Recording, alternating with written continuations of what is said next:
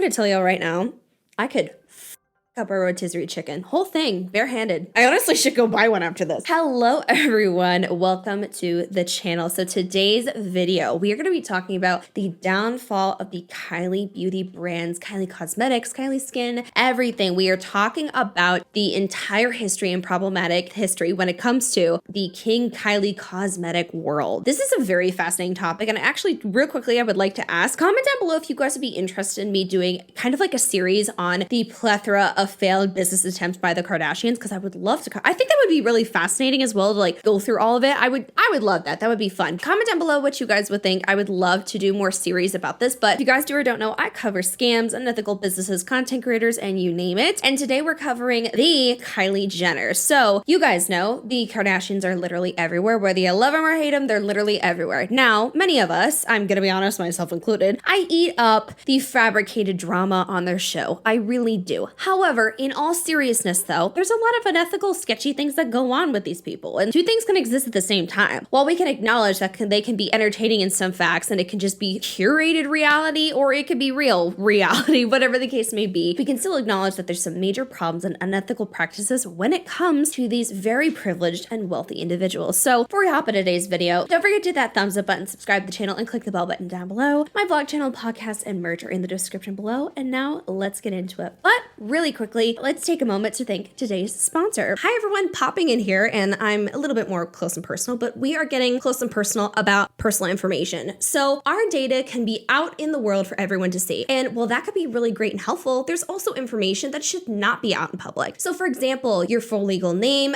address, phone number, all that information could be out for anyone to find, which is not good. Now, how this information gets out is data brokers will literally sell your information to robocallers, telemarketers, and so much more. And you could have tons of your personal information out there and you could have no idea. And that today brings in talking about Aura. So Aura will do a search in all of your personal information and pull up where your personal information is popping up. And when they find all this information, with you just clicking one button, they are able to personally send out an opt-out response to it, so that way your information can get pulled off. So for me personally, when it comes to Aura, I again have tested this out and I had no idea that certain information was out on me. So I was able to get it all removed, thankfully, which is wonderful, but I would have had no idea how to not use Aura. They also monitor your passwords and email to make sure that there are no other personal information leaks. And if you do have a password leak, they're able to give you information so that way you know how to handle it. Aura also has an app that offers a password protector, VPN monitoring, real-time credit and identity theft monitoring, and protects your identity from malware. Aura has almost every internet safety tool all on one platform to make your life easier. So let Aura do all the hard work for you and help you protect your personal information. So if you guys go in the description below or in the pinned comment and click on the link, you're able to get a 14-day free trial and see what Aura finds out about you and see how they can help you protect yourself further. Thank you so much, Aura, for sponsoring today's video. And now let's get into it. Let's talk about the history. So back in 2015 was when the actual creation and discussion of Kylie Cosmetics was beginning. Kylie Jenner was starting to become a little bit more well-known. She was kind of mainly known though for being on the reality TV show that her and her older sisters were. So she was very young when a lot of this was started. I believe she has talked about how she's been very insecure about her lips specifically. So she was born with more thinner lips, which there's nothing wrong with that, but I'm sure with the pressures of social media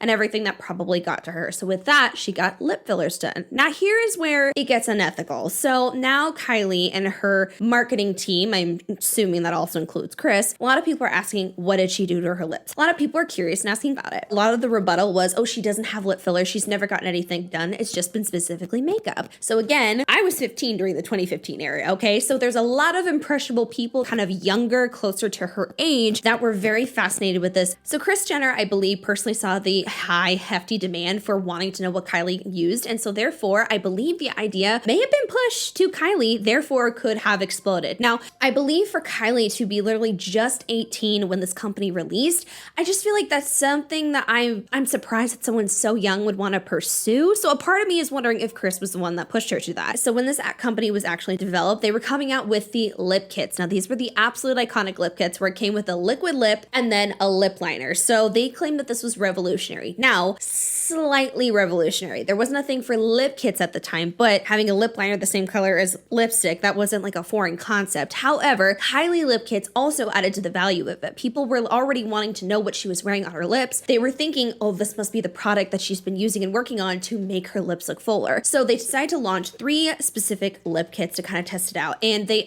allegedly had limited stock to where it would sell out quicker. And this is something that actually happens a decent amount in the beauty brand world, where they'll launch a product, they'll have a little bit more limited stock, and then they'll claim it sold out really quickly. So that way they're able to be like, oh, we're going to restock soon, but we sold out, everyone wants it. And it also creates a little bit of FOMO and gives the illusion of massive success, which I'm going to be honest, that's smart marketing. I mean, is it fully transparent? No. But did it make the FOMO and act like people wanted it quickly? Yes. So from the other information that we could see, it looked like they kind of picked it up when it comes to the amount of kits that they were going to sell, and then people kept buying them. So that was pretty much the birth of Kylie Cosmetics. Now, people were buying it on the idea of looking like Kylie Jenner. I mean, for example, if you guys do or don't remember, the Kylie lip trend, where people would like literally put their lips into shot glasses and like suck their lips in, and you would have inflamed, swollen lips. Like, that kind of stuff is insane. The Kardashians, in my opinion, were aware of how badly people wanted to look like Kylie. And I think what honestly really rubs me wrong from the very beginning of this is it seems like there was a high encouragement of false advertising from the beginning, and the foundation of this business was not created with the ethics of, ooh, I just want to make a product. It was already with the idea of, this is how I look this way, which I think is very odd to say the least, especially when your main demographic is younger individuals. I literally, again, I did get one.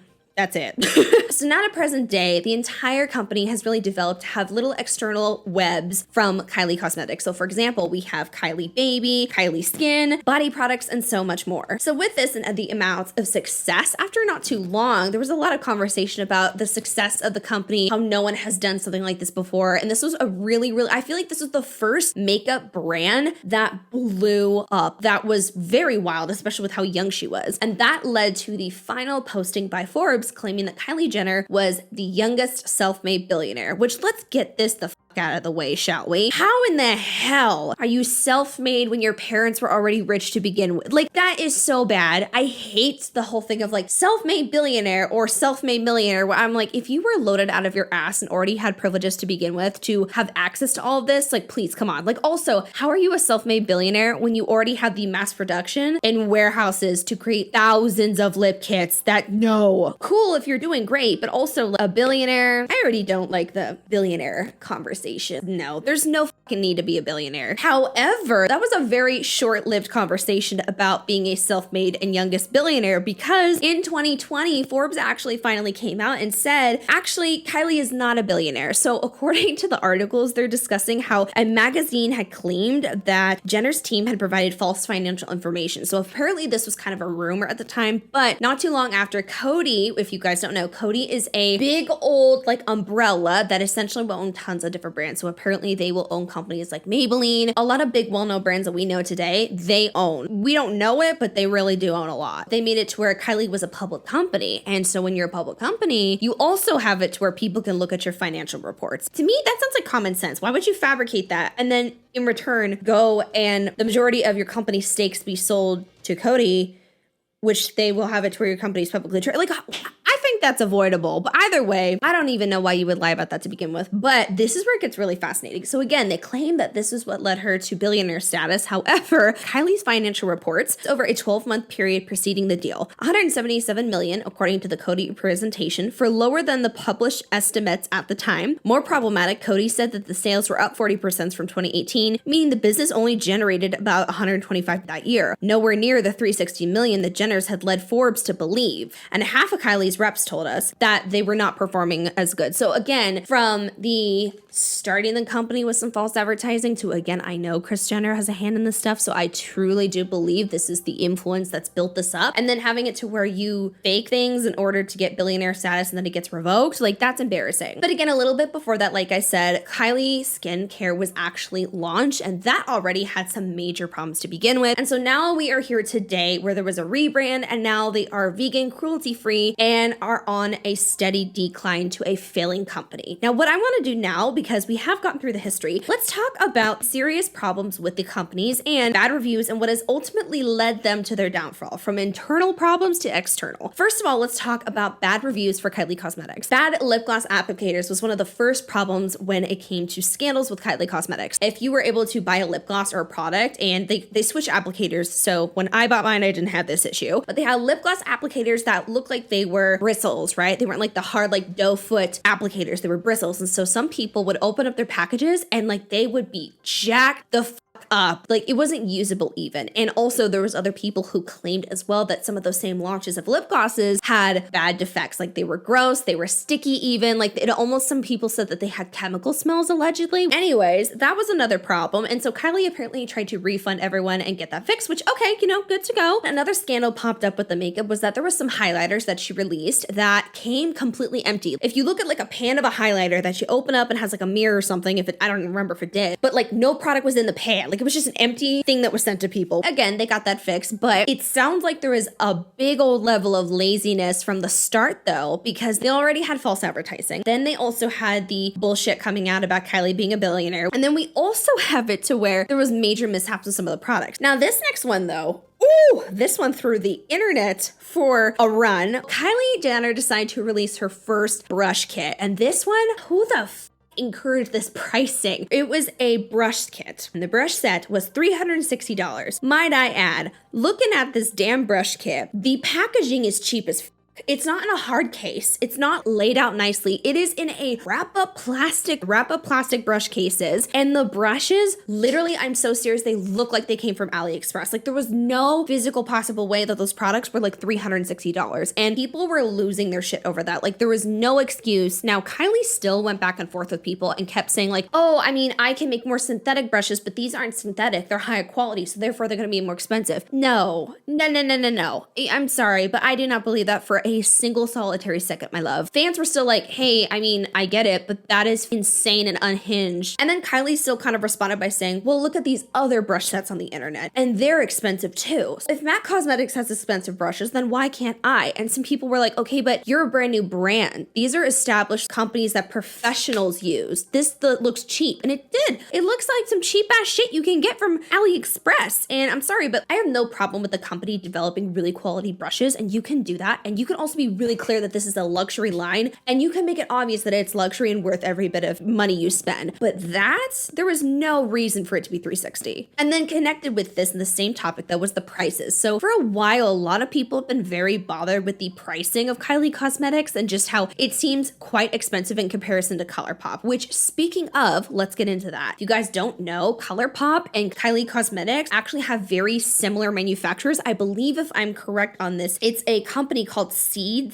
Beauty. There is a literal parent company that has it to where they're all connected with the developers for it. I'm gonna be honest, when I actually personally brought my Kylie kit, I remember buying the lip kit and I was like, this formula is identical to ColourPop stuff that I had, except for I dropped double the price on a Kylie kit versus my ColourPop, which was far more affordable, if anything. And especially considering that there is information to show that they do have connections, I would highly recommend anyone focusing on ColourPop over Kylie's, because why is Kylie's overcharged? You're essentially paying for the name of it. Now, also, let's talk about skincare. Kylie's Skin was released. There was, oh my God, that one was some intense backlash as well. She came out with an ad.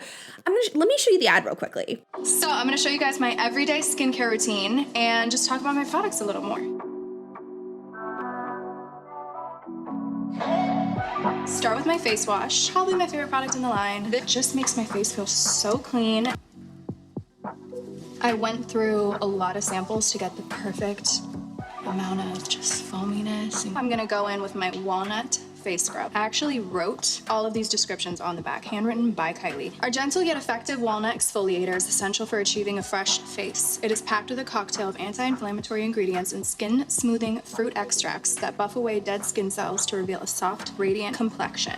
And it's for every day. Right when you put it on, it immediately like soaks into your skin. That's what I love about this one. So that is my whole routine. I have been creating this for a year. I've been using it for a little under that, maybe 10 months. It really has become an everyday thing for me. I can't live without this, and I'm so excited for you guys to have this, try this. They're amazing products, and I know you guys have also been asking for a skincare routine for a really long time, and I wish I could have shared this earlier, but I'm so happy that you guys can get your hands on this ASAP because this is my skincare routine. And this ad is kind of riddled with, it looks like some blurring, some Photoshop maybe, some let me pretend I'm using this skincare for an ad, wink, you know what I mean. But I'm not gonna believe that a lot of celebrities are using their own skincare brands that are like $20. The walnut scrub was a product that was released along with many others. Again, wildly overpriced, might I add. But additionally, the walnut scrub was what really caught fire on the internet because people were literally like, hold the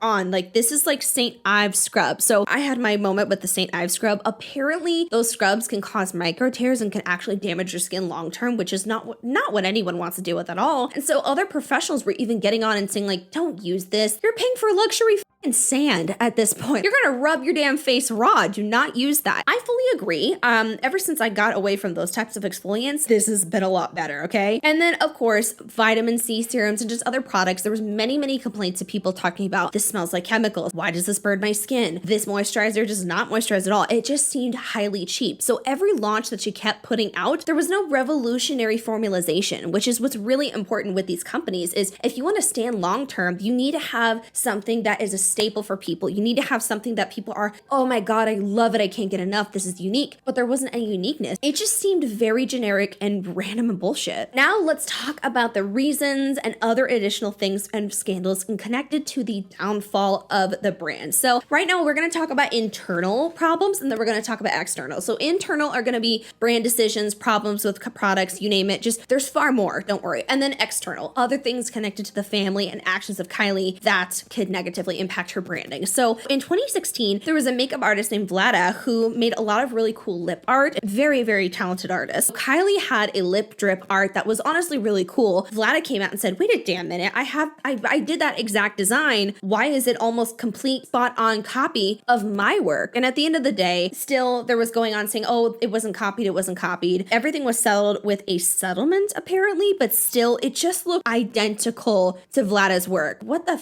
are we doing? Another problem with this as well, in 2019, artist Sarah Pope accused Kylie Jenner of stealing her artwork for a campaign promoting Kylie's skin. Another artist coming forward saying my stuff has been stolen. So all I'm gonna say is, don't get me wrong, I know Kylie doesn't do all of the research and everything for company. Like she's not starting off on her own. She hires people for that. I would be coming out saying, I hired this person, they copy this person, they're fired. Fuck no. Like I would be very adamant at being like, this is being taken care of. I am so sorry. All of those things. I never feel like the responses are enough. A frequency of these events are too often. In 2018, though, the Better Business Bureau gave Kylie Cosmetics an F rating, and customers even reported receiving damaged products, missing items, and really bad customer service. The BBB ratings are shit too.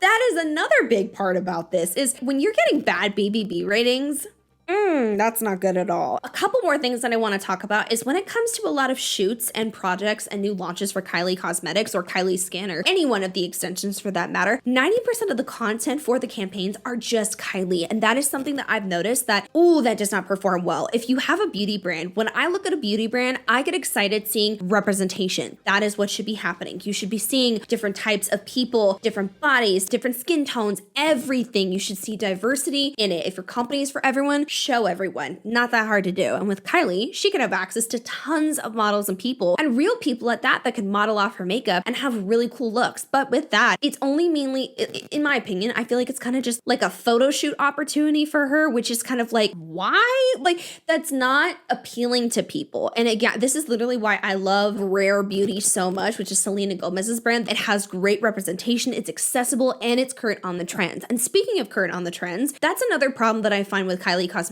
and I feel like why they're failing is the overhype of the same shit over and over again is not working. And additionally, it's overproducing products people are not going to get. And there's no like staples, I would say. Instead of creating quality products that will keep people there, they're just mass producing different random fun concepts and campaigns just to get a buck real quickly, even though it's probably not really helping them last long. If all you're doing is random theme packages with photo shoots of you and there's no actual realness and uniqueness with it, it's not going to perform well. Also, that's not helping anyone out to. I don't know how anyone hasn't clocked that. Like maybe they aren't allowing a marketing expert to step in because they want to do it their own way or whatever. All I'm going to say is all of this was avoidable. Now let's talk about the external issues, because if you guys do or don't know, the Kardashians and Jenners are all about their PR and marketing. However, I feel like they're royally failing with some of the stuff recently, because if you guys don't think about this, Astroworld, if you guys do or don't know, was a really big event / concert that was held with Travis Scott, who is Kylie Jenner's father of her 2 children. Now, this was very bad. Like there was a massive issue with people getting crushed in the mob. It was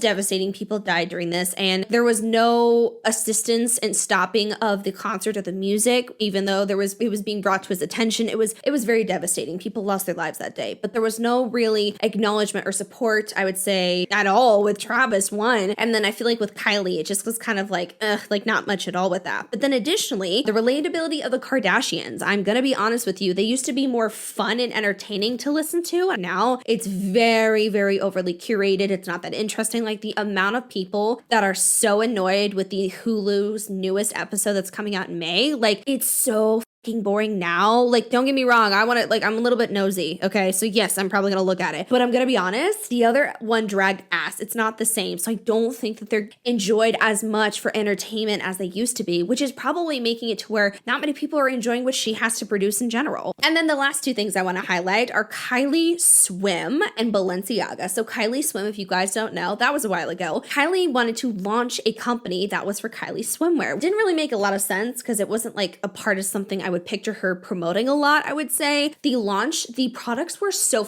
bad. They were so overpriced. Why is it that the fabric to cover lip 1 and 2 is only this wide? And a lot of people were experiencing tearing of the products. They weren't thick material. Like it was a bust. And so then it like completely disappeared apparently. So that was a big failure. And again, that kind of stuff connected to your other businesses will mess up with your credibility with your other businesses. And then last but not least, the Balenciaga scandal. You guys do or don't know, Kardashians and Jenners have been very involved with Balenciaga as a company. And if you guys don't know the scandal, I actually talked about it on my channel over here, where Balenciaga came out with a campaign and it was involving children, and the way that they were promoting the products and everything was horrible. There was BDSM wear involved with it. Like there was so much more that just should not have been there, and even other items and other photos throughout Balenciaga's website that was talking about like child porn. That right there is really gross. But again, I think people were very upset and annoyed because the quickness to drop Balenciaga was not really there. People were kind of waiting around to see how Balenciaga would respond. And for me, when a company fucks